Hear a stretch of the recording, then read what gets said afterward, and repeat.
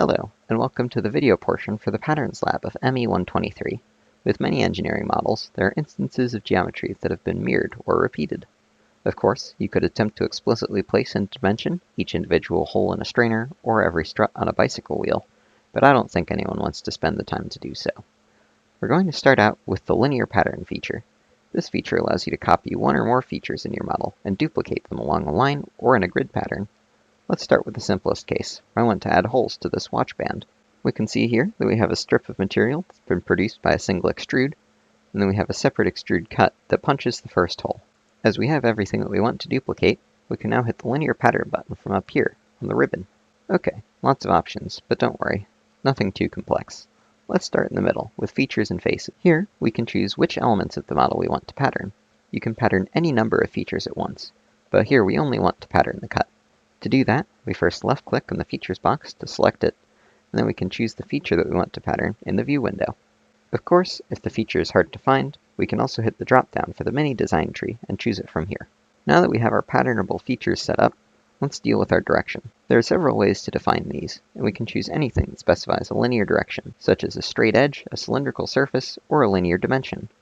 The dimension option tends to be the most versatile, so that's what I'd recommend picking. The easiest way to imagine a linear pattern is that it's copying the sketch and moving it in the direction that the selected dimension has defined by the given amount.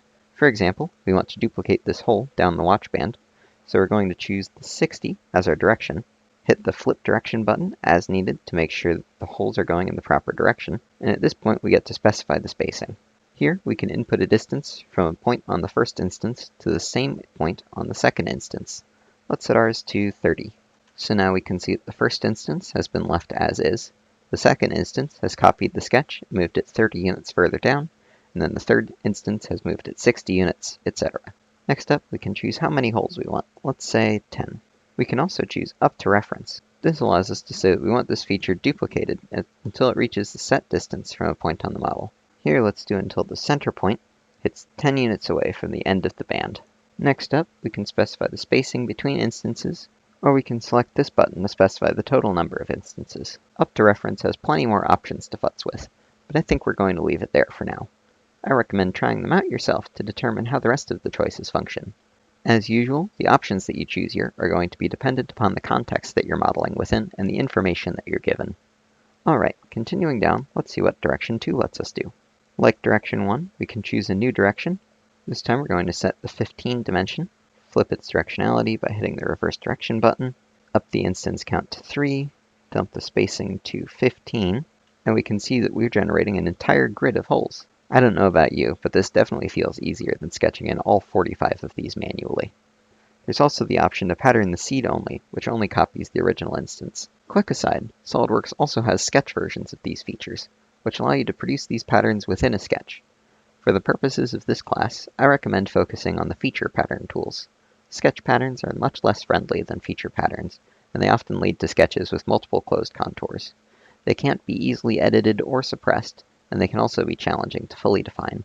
Feature patterns are considerably better behaved, while also being much more versatile. While we're here, let's look over another section of the pattern feature. Instances to skip. As you can guess by the name, this box lets you ignore certain pieces of the pattern that you would otherwise be stuck with. You can left-click to remove the pink dots from the pattern, or you could left-click the resulting gray dots to bring them back. Now, there are a few important options that I ignored while dealing with the pattern feature. Let's double back and hit them. First up is geometry pattern. Here, I've got a simplified zip tie. I have the first one of the ratcheting pegs modeled, drawn by extruding a rectangle up to this inclined surface. If I set up our linear pattern, this time selecting the extrude, selecting the 6 as our pattern direction, and bumping up our spacing to 20, we can see that this doesn't exactly look like what we were expecting. This is a quirk of how pattern features function. When producing a pattern, the feature copies the start and end conditions of the feature that we're patterning, and it recreates the geometry using those rules. So effectively what we have here is 7 extruded rectangles, each going up until they're coplanar with the selected surface. This is not exactly what I was going for when I made the pattern. I just wanted the exact geometry to be duplicated. Whenever you only want the shape itself to be patterned, you can select the geometry pattern box down here. This option is also good for whenever a pattern decides to be particularly troublesome to work with. If you're trying to pattern a feature, but SolidWorks keeps throwing errors, try checking the geometry pattern box to see if that helps. While we're patterning positive features, let's consider what happens when we set the instance count to go beyond the base object. When patterning features, SolidWorks does not allow you to create floating geometry or disjointed bodies. So this means that a geometry pattern with too many instances is just going to fail, whereas a standard pattern is going to leave us with a warning that tells us that some of our instances are disjointed. Alright, next up is the Very Sketch option. Continuing with the tradition of using random objects that I can reach from my chair as examples, let's model the protective cage around an oscillating desk fan. First, we want to duplicate the circular bit down the length of our crossbar. Then, we want to copy the whole thing around a few times to fill out the shape. Before we begin, let's actually look at the sketch that was used to create this arc section. We can see here that we have a pair of construction lines that's been used to define our angle. Then an arc was drawn in to produce the thin extrude. Importantly, instead of defining our arc size with a radial dimension, we're using this linear dimension here, since it will allow us to define the direction for our pattern. Backing out of our sketch, let's start the linear pattern. As usual, we can start by selecting our feature from the drop-down, and then we can choose our 10 to help define our direction, as it's the dimension that locates our first instance. We can see that SolidWorks is just copying this object down the line, which is not exactly what we want it to do. What I'd like for it to do is change the base sketch itself for each instance, increasing the arc's radius with each step. In effect, we want the sketch to vary. Fortunately for us, since we selected a dimension to define our direction, we do have that option. We can check the Vary Sketch box down at the bottom, and we can see that the arc increases in size for each iteration. Let's discuss why this happens. Normally with a pattern, SolidWorks just copies the exact sketch geometry and moves it the set distance. But when Vary Sketch is selected, SolidWorks recreates the sketch by incrementing the selected dimension, redefining the sketch geometry before it recreates the feature. Alright, we've got one section of our cage down, 11 more to go.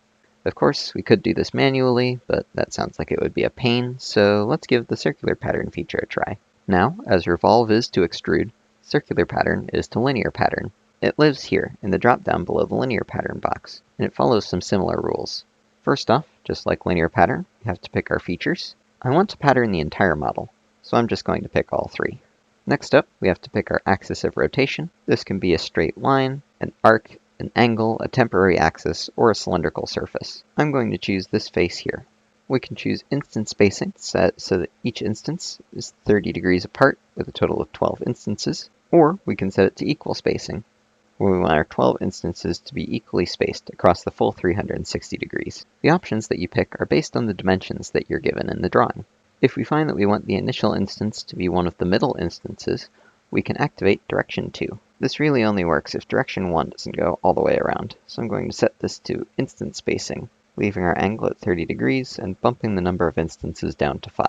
Direction 2 then gives us all of the same options to specify spacing and instance count, but we now also have the symmetric option, which just copies all of the spacing that we used in direction 1. Alright, now that we've got all of that set, we can just hit our green checkbox, and we're done. Finally, the mirror feature. In engineering, we often produce symmetrical designs, and it can be inconvenient to model both sides of a symmetrical object. Let's go back to the watch band example for this one. And I'm going to claim that this band is exclusively holes the entire way across. It probably uses the aforementioned zip ties to actually buckle together. To model this, we really just want to copy the entire thing over this surface here. Now, we could repeat the exact same process that we used earlier, pattern and all, to create the other side, but the mirror feature allows us to get the same result with a lot less work. Let's open it up and see what we can get. First off, the mirror lives here, in the drop-down under linear pattern. The first thing it asks us to do is to select our mirror face or plane, or effectively which surface the model is going to be reflected across. We can choose any plane or flat surface for this one, but in this case I'm going to choose this face here. Next up, we get to choose which features to mirror. Since we want to reflect the entire model, we can choose each feature individually, but if we want to leave something out, say for example the pattern, we can deselect that and see that we're left with just the original cut. With that said and done, we can just hit our green checkbox, and we're good to go. Of course, there are some other tricks that we can use in cases like this. Particularly, we can use the bodies to mirror option. If your model consists of a single solid body, we can use the same mirror surface, but this time, instead of going to features, we can go to bodies to mirror, and then select the entire object. This allows you to mirror everything without nearly as much work, though it does limit your editing options. The bodies to mirror option is also very handy with features that don't mirror well, such as shells, chamfers, and fillets. Importantly, you have to make sure that the Merge Solids box is checked in order to keep your model a single solid body. Patterns are very powerful, and they make a lot of modeling tasks significantly easier. Through some clever sketches and modeling work, you can turn fairly complex geometry into a few simple features. That about covers all that I had to talk about for today. As always, give these features a try on your own and see what you can do with them. Have a good one. We'll see you again next time.